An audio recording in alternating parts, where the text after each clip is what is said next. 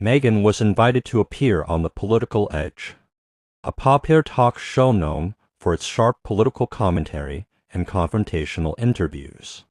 The host, Mark Thompson, had a reputation for challenging his guests, especially those from the entertainment industry. Megan's team was cautious, but she saw it as an opportunity to reach a broader audience and share her perspective. As the interview began, Mark wasted no time addressing the recent controversy surrounding Carrie Underwood. Megan, with Carrie Underwood's recent performance at the inauguration causing such a stir. Many fans are looking for artists who align more closely with their values. Some have even dubbed you the savior for disappointed Underwood fans. How do you feel about being compared to Carrie Underwood? Megan smiled politely, understanding the sensitivity of the topic. Carrie Underwood is an incredible artist with an impressive career. I have immense respect for her and what she's accomplished. However, I believe every artist has their own unique voice and journey. I'm grateful that people connect with my music, but I don't see myself as a replacement for anyone. Mark leaned forward, his tone becoming more probing. But don't you think it's significant that fans are turning to you in light of Carrie's political choices? Doesn't that place a certain responsibility on you to represent those who feel alienated? Megan maintained her composure. I think it's important for artists to create music that resonates with people, regardless of their political beliefs. My goal has always been to tell stories that people can relate to on a personal level. I don't see myself as a political figure, I'm a musician. Unfazed, Mark pressed on. Some might say that's a convenient way to avoid taking a stand. In today's world, don't artists have a duty to use their platforms for political expression? Megan took a deep breath, choosing her words carefully. I believe everyone has the right to express their views. But I also think there's a value in providing a space where people can escape from the constant barrage of political discourse. Music has the power to bring people together. And that's what I aim to do. The tension in the studio was palpable as the conversation continued, setting the stage for a confrontation that would soon captivate audiences nationwide. Sensing an opportunity to provoke, Mark shifted his approach. Megan, some critics argue that your reluctance to engage in political discourse is a sign of privilege, that you can afford to stay neutral because you're not directly affected by certain issues. How do you respond to that? Megan's expression remained calm, but there was a steely resolve in her eyes. I understand that perspective, but I don't believe that silence equates to indifference. I choose to let my music speak for itself, and I hope it can be a source of comfort and connection for people from all walks of life. Mark smirked, sensing a weakness. Isn't that a bit of a cop-out? By not taking a stand, aren't you implicitly supporting the status quo? Megan's gaze hardened. I think it's dangerous to assume that everyone with a platform must use it for political advocacy.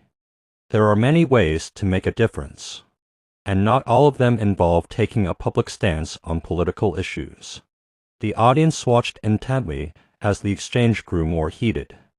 Mark, determined to elicit a reaction, decided to take a more personal jab. Some have said that your music lacks the depth and authenticity of artists like Carrie Underwood. How do you respond to accusations that you're just a manufactured product of the industry? A murmur rippled through the audience. Megan's eyes flashed with indignation, but she maintained her composure. Everyone is entitled to their opinion, but I write my own songs and pour my heart into my work. If some people don't connect with it, that's okay, but to dismiss my music as inauthentic without understanding the effort and emotion behind it is unfair. Mark leaned back, a satisfied grin on his face. Fair enough. But don't you think that by avoiding political topics, you're missing an opportunity to connect with a broader audience? Megan paused for a brief moment, letting the tension hang in the air. Then, with a quiet confidence, she leaned forward and met Mark's gaze head-on. You know, Mark, she began, her voice steady but sharp. It's funny how people like you are quick to judge artists for not being political enough. But when we do speak out, we're suddenly out of our lane or too outspoken. So which is it? Are we supposed to entertain you or educate you? The audience stirred some clapping, others murmuring in agreement. Mark shifted slightly in his seat, but Megan wasn't finished. I write songs about real experiences, heartbreak, hope, identity. If that's not authentic to you, maybe you're not listening close enough. She continued, and by the way, just because I don't broadcast my opinions every chance I get doesn't mean I don't have them. I just happen to believe that not every issue needs to be exploited for clicks and controversy. Mark chuckled dryly, attempting to regain control. So you're saying artists like Carrie Underwood, who do take a stand, are just seeking attention? Megan shook her head, her blonde curls bouncing softly under the studio lights. No, I'm saying that every artist has the right to decide how they use their voice. Carrie's and I respect her. But I'm not her, and I'm not here to be her shadow. I'm here to be Megan Moroney. A ripple of applause rolled through the audience. Mark's smirk faltered. Let's be honest, Mark, she pressed on, her tone unwavering. If I were sitting here bashing the people you don't like, you'd call me brave. But because I choose to focus on my music, you call me neutral. I'm not playing your game, I'm playing mine. Mark raised an eyebrow, attempting to interject. But Megan's voice cut through him. And you know what else? She added, her southern drawl sharpening. I built this career by being exactly who I'm, no gimmicks. No politics, just honest music. So if you think a few cheap shots are gonna shake me, you don't know much about country girls. The studio erupted into cheers and applause. Even Mark seemed momentarily stunned. But Megan wasn't finished yet. You call me manufactured, but I spent years playing in small-town bars, writing songs in my bedroom, and working my way up without a reality show or viral controversy. She said, her voice filled with quiet fire. I didn't get here by accident, I got here by being real. And if that makes me a threat to your little narrative, well, that's your problem, not mine. Mark, visibly rattled, forced a smile. Fair point, Megan. But surely you understand why people want their artists to speak on the issues that matter. Megan tilted her head. Of course I do. But last time I checked, people also want good music. And that's what I'm here to give them. The audience roared in approval as Mark leaned back in his chair, struggling to maintain his composure. Megan, however, remained poised, her eyes glinting with triumph. Anything else you want to throw at me? Mark? She asked coolly, her hands folded neatly in her lap. For the first time in the interview, Mark seemed unsure how to respond.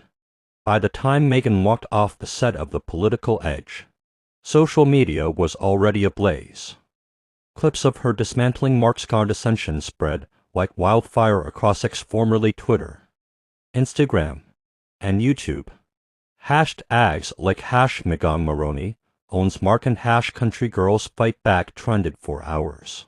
Country star Megan Moroney just delivered a masterclass in Grace Under Fire. One fan posted, accompanied by a video of her boldest comebacks. Finally, an artist who stands her ground without turning everything into a political circus, another user wrote. Even celebrities chimed in. Fellow country singer Luke Bryan tweeted Megan Moroney, proving once again never underestimate a Georgia girl. While Megan's fans celebrated, critics of Mark Thompson piled on. This is what happens when you try to bully someone smarter and more authentic than you, one user quipped.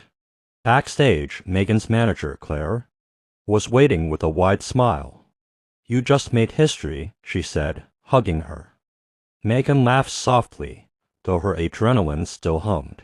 I didn't plan to go that hard, she admitted, but he pushed me. And you pushed back harder, Claire grinned. People love you for that. Later that night, Megan went live on Instagram, her fans flooding the comments with support. "I'm just here to make music and be myself," she told them. "And I'm not changing that for anyone, no matter how much they push." Within 24 hours, her album sales spiked 40%, and pre-orders for her upcoming tour skyrocketed. What Mark Thompson had intended as a takedown had only amplified Megan's star power. Meanwhile, Mark faced backlash from both sides, accused of condescension by Megan's fans and of losing control by his critics. His attempt to humiliate her had backfired spectacularly. Months later, Megan reflected on that fateful interview. It had been a defining moment not just for her career, but for how she viewed herself. "I learned that being true to yourself is always the right choice," she told Rolling Stone in a cover story. "No one can take that away from you, no matter how loud they try to talk over you." Her stance continued to resonate with fans across America. Concerts sold out within minutes, and her honest, down-to-earth approach only deepened her connection with her audience. As for Mark Thompson, his ratings took a dip, and his credibility suffered lasting damage. But Megan, she just kept trying proof that sometimes the best way to win is simply to stay true to who you are. And as she stood on stage, guitar in hand, facing thousands of cheering fans, Megan Moroney knew one thing for sure: no one was ever going to silence her again.